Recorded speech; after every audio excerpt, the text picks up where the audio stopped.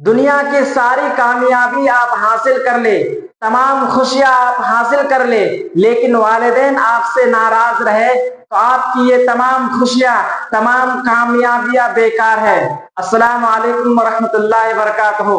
वालिदैन एक ऐसी नेमत है जिनकी कद्र इंसान उनके खो जाने के बाद करते हैं। जब वो खो जाते हैं तब उनको उनकी कद्र होती है। वालिदैन वो हैं जो खुद भूखा रह करके अपने बच्चों को खिलाते हैं, उनको पाल पोस कर बड़ा करते हैं। माँ रातों को जाग जाग कर बच्चे की परेशानी को दूर करती है।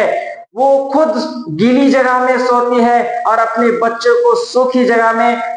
वालिदैन दिन की थकान को थकान नहीं समझता है, रात दिन एक करके पैसा कमाता है, अपने बच्चों को पढ़ाता है, लिखाता है, उन्हें एक अच्छे ओहदे पर फाइज करवाता है। और जब हम बड़े हो जाते हैं अपने वालिदैन को भूल जाते हैं, समझते हैं कि सारी कामयाबियां हमें यूं ही मिल गई, इसके पीछे वालिदैन का बहुत बड़ा हाथ है। मुझे कहने में बहुत तकलीफ हो रही है कि आज मैं बहुत से ऐसे वालिदैन को देखता हूं जो बाजारों में घूमते हैं, लोगों से मांगते हैं, हालांकि उनके पास बेटा होता है, उनके पास औलादें होती है, तब भी वो मांगते हुए नजर आते हैं। इसकी क्या वजह है? वो वालिदैन, मैं अपने वालिदैन के बारे में बताऊं कि जब मैं किसी सफर में निकलता हूं तो हर घंटे मुझे कॉल आता है कि कहां तक पहुंचा, क्या कर रहे हो, क्या खाए हो। जब पहुंच जाना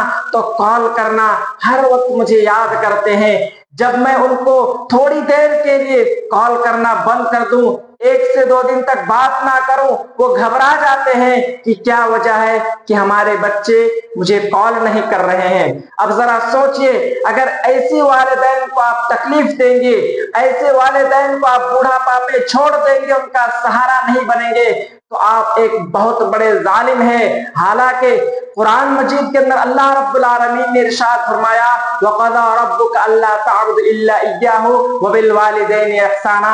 इस जगह अल्लाह रब्बुल आलमीन का इरशाद है कि अल्लाह के सिवा तुम किसी की इबादत ना करो और अपने वालिदैन के साथ हुस्न सलूक करो। इस आयत करीमा के अंदर वालिदैन को अल्लाह के बाद दूसरा दर्जा दिया गया है कि अगर कोई अल्लाह के बाद अगर कोई एहसान के हकदार है, अल्लाह के बाद कोई अगर खिदमत के हकदार है, तो वो सिर्फ वालिदैन है।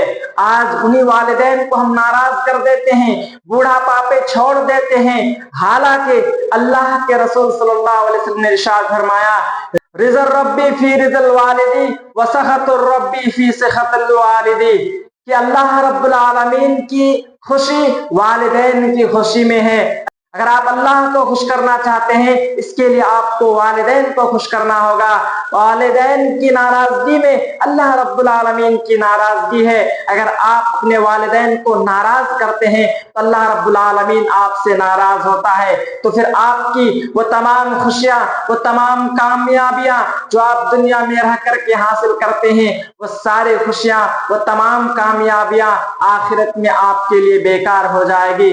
क्योंकि वालिदैन एक ऐसी नेमत है, अगर वो आपके लिए दुआ कर दे तो बिना किसी रुकावट के कबूल हो जाती है। अब सोचिए, जिन वालिदैन को हम देखते हैं रास्ते पर कहीं पे मांगते हुए, कहीं पर भटकते हुए, कहीं पर देखते हैं उनके औलाद उनसे सख्ती के साथ पेश आते हैं, तो ऐसे लोगों से मैं कहना चाहता हूं कि अपने वालिदैन की कदर करें। अगर आज उनकी कदर नहीं करते हैं, एक दिन आपको जरूर पछतावा होगा। जिनके पास वालिदैन है वो समझे कि उनके लिए जन्नत जाने का रास्ता बहुत आसान है। उनकी आप खिदमत करके आप अपने आप को जन्नत का मुस्तहिक बना सकते हैं।